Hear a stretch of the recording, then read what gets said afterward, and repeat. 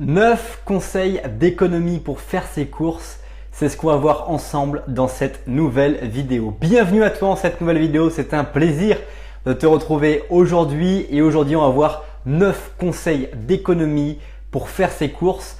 Des conseils très simples, je me suis dit pourquoi finalement ne pas partager des choses qui sont importantes comme quelques idées, quelques pensées sur un poste de dépense qui est le deuxième poste de dépense après le logement. Mais avant cela, je t'invite à découvrir qui je suis en découvrant la description liée à cette vidéo pour comprendre comment j'en suis arrivé devant toi, quel est mon parcours, qu'est-ce qui m'a structuré à court, moyen et long terme et quelles sont les formations gratuites que je te propose qui ont permis de cartographier et de structurer l'ensemble de ma pensée.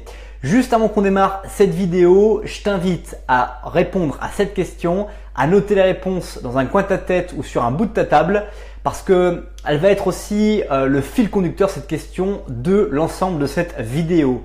Alors accroche-toi bien. Es-tu prêt pour cette question? Quel jour les Français font-ils leurs courses?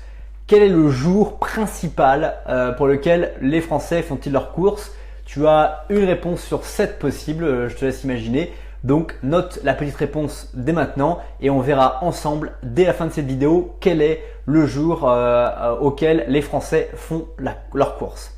Donc comme je te l'ai dit au début de cette vidéo, l'objectif en fait de ces conseils, ces idées, cet après-midi je suis allé faire mes courses parce que j'avais besoin de faire mes courses et je me suis dit qu'est-ce que je peux apporter, quelles sont mes astuces, quelles sont les astuces aussi que les autres utilisent pour faire leurs courses et que je pourrais partager et fournir comme idée aux gens autour de moi. Et ben voilà, c'est très rapidement que j'ai fait une petite liste. J'ai réfléchi moi qu'est-ce que je faisais personnellement, qu'est-ce que les autres personnes font et quelles sont pour moi la best liste qu'il faudrait faire pour pouvoir finalement faire ses courses.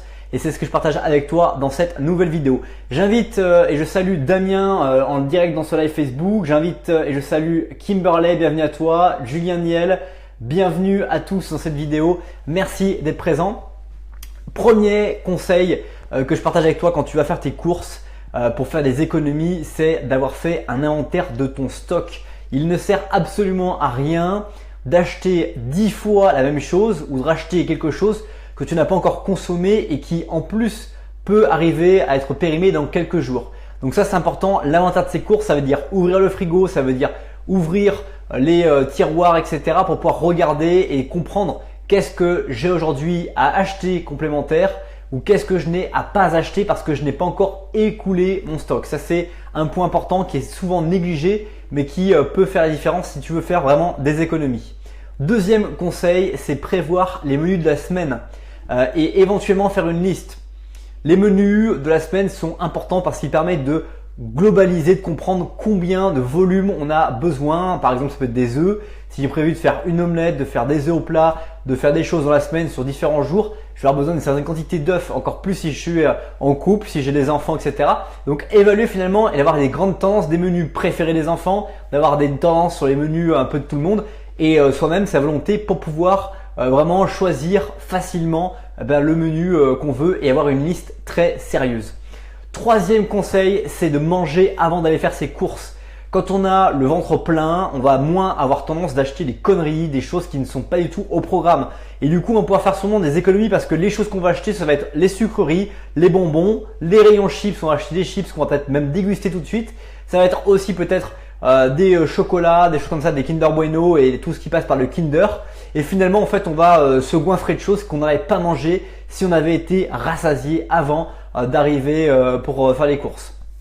Quatrième conseil, qui est un conseil aussi important, c'est de faire ses plats soi-même. Parfois, on considère qu'en achetant des plats préparés, on va faire des économies. Mais quand tu regardes au final de faire une préparation où tu vas faire en excès, par exemple un soir, je sais pas, des tomates farcies, tu vas faire en excès, tu vas pouvoir peut-être le manger pas le lendemain mais le surlendemain et tu vas peut-être avoir des choses en complément que tu n'aurais pas eu via des plats tout préparés qui vont en prévoir juste la bonne dose. Donc tu vas te rendre compte que finalement en préparant de nombreux plats, tu vas pouvoir avoir des excès ou peut-être facilement faire des provisions pour pouvoir manger le reste de ta semaine et du coup ça te permettra de faire des grosses économies et ça pourra peut-être ne pas être négligeable pour toi.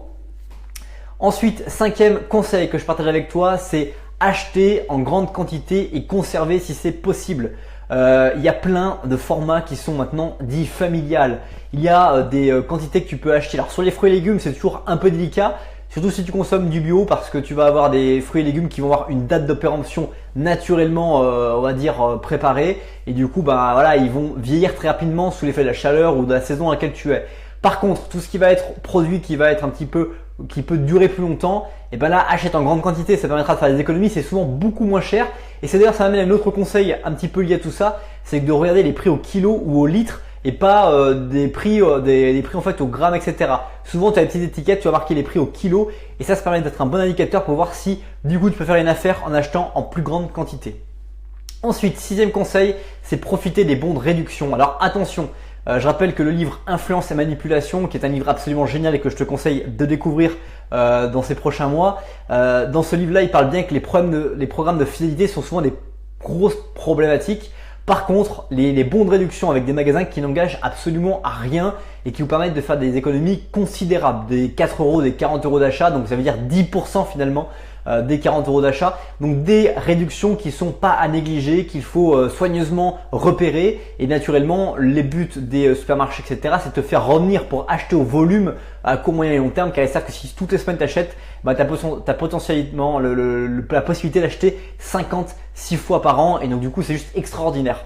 Donc voilà, prenez soin des bons de réduction, observez-les et voyez s'ils sont vraiment hyper intéressants de pouvoir revenir pour racheter des choses. Septième un conseil également, c'est de comparer les prix. Alors on l'a vu un petit peu juste avant sur les prix au litre ou au kilo, mais comparer les prix aussi entre magasins.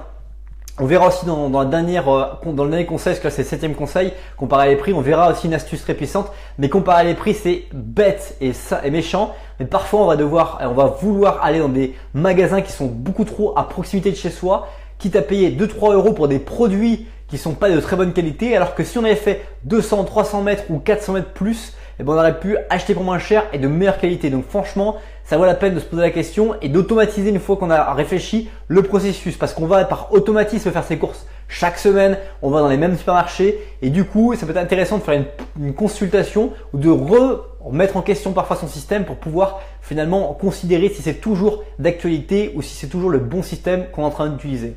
Huitième conseil, c'est les pièges de l'agencement des magasins. Lorsque tu arrives dans un magasin, tu vas souvent arriver dans un cheminement un peu à la Ikea. Tu vas te retrouver finalement à devoir circuler dans des endroits qui vont être soumis à la tentation. Notamment, n'oublie pas la fin de ta course. En fait, tu vas te retrouver à avoir toutes les friandises, toutes les sucreries, toutes les choses qui vont te récompenser de ton travail, récompenser de ton effort d'avoir fait des courses. Et du coup, c'est là où tu vas craquer sur les chewing-gums, c'est là que tu vas craquer sur les petits bonbons, c'est là que tu vas craquer sur les chocolats, alors que finalement, tu n'en voulais pas et tu t'es promis de pas faire ça. Donc déjà, de bien regarder et de bien conscientiser, d'avoir le ventre plein, mais surtout de choisir les endroits où tu sais que c'est les moins chers. Par exemple, les produits de première nécessité, c'est à tous les rayons pâtes, etc. Ces rayons-là, en général, ils sont dans le milieu du magasin. Donc, n'hésite pas à aller les considérer dès le premier, de passer en fait, de pas être dans le sens de la marche et de choisir tout de suite de se mettre dans un petit passage ou un sens de circulation complètement différent des autres, parce que sinon tu vas être influencé par ce que prennent les autres, parce qu'ils vont prendre finalement inconsciemment les aliments devant toi et vont te stimuler, te motiver à prendre. Tu vas te dire ouais, mais si cette personne-là prend ces trucs-là, moi aussi pourquoi je prendrais pas ça? Même si j'ai pas forcément l'argent, bah tu vas être motivé, stimulé également à prendre les aliments alors que tu n'aurais pas voulu spécialement les prendre.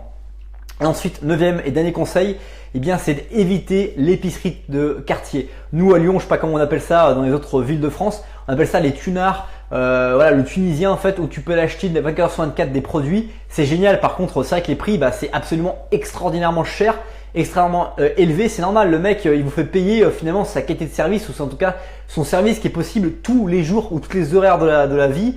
Ah ouais, ok, mais du coup tu payes 10 fois plus cher, donc autant éviter les épiceries, c'est de réfléchir un peu à tes menus, à préparer un petit peu plus. Bon, il peut y avoir des cas où tu es vraiment coincé et tu dois aller acheter de la farine parce que tu veux faire des crêpes et tu as fait une soirée crêpes un dimanche soir, ok, mais dans la mesure du possible, essaye de cibler et d'éviter les épiciers de quartier parce que c'est vraiment une pure arnaque.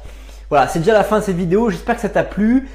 Juste avant que tu t'en ailles, je t'invite à découvrir à travers la description de cette vidéo qui je suis, comment j'en suis arrivé devant toi, quel était mon parcours, quel est mon projet 10 jours anti-routine que je t'offre librement, gratuitement dans cette vidéo avec le lien. Mon blog aussi, restradaffaires.fr, qui partage plein d'articles sur différents sujets pour pouvoir en fait améliorer ta vie, te permettre de pouvoir accéder à la meilleure version de toi-même. Et puis du coup, je t'invite maintenant à trouver, à comprendre la réponse de cette question que je t'ai posée en début de cette vidéo. Quel est le jour où les Français font-ils le plus les courses? Et peut-être que cette réponse à cette question va te permettre de peut-être reconsidérer également la façon dont tu consommes et tu fais tes courses chaque semaine. Et simplement, à ton avis, qu'avais-tu répondu à cette question?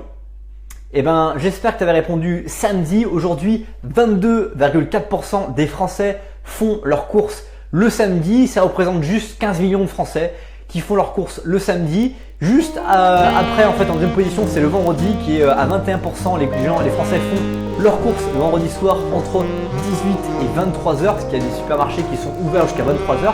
C'est absolument extraordinaire et en plus, on passe environ 1h20 à faire ses courses, temps de trajet compris, pour en fait donner sa nourriture. C'est pour 50% des Français, on va dire, une tâche qui est logique, pas forcément pénible. Et pour 50% des Français, c'est une tâche qui est pénible à réaliser chaque semaine. Donc moi, je t'invite à poser la question, pourquoi tu vas faire tes courses le lundi soir, le mardi soir, etc. Qu'est-ce qui t'empêche finalement, tu es aussi frais le lundi soir à faire tes courses?